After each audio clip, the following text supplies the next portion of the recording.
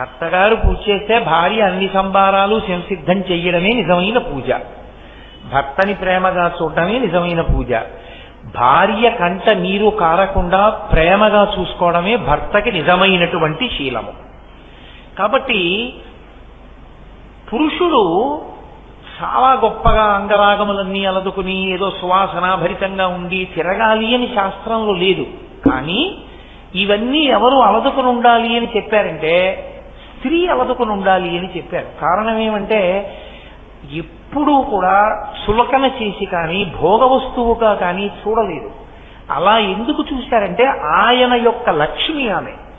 అసలు ఆమె సంతోషంగా ఉన్నంతలో ఆమె వైభవోపేతంగా చక్కగా ఉంటే ఆయనకి కలిసి వస్తుంది.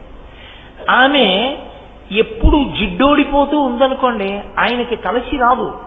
ఆయనకి కలిసి రావాలి అంటే ఆడదాని మీద ఆధారపడి ఉంటుంది. కుటుంబ జీవనంలో పురుషుని యొక్క అభ్యున్నతి. పులోమజార్చిత అంటే పులోముని యొక్క కుమార్తె శచీదేవి. శచీదేవి ఎప్పుడూ లలితాపరాభట్టారికా స్వరూపాన్ని ఆరాధన చేస్తూ ఉంటుంది. శచీదేవి అమ్మవారి పట్ల అంత భక్తిని కలిగి ఉంటుంది కాబట్టి ఇంద్రుడికి లోకాధిపత్యం లభించి నిలబెట్టుకోగలిగాడు.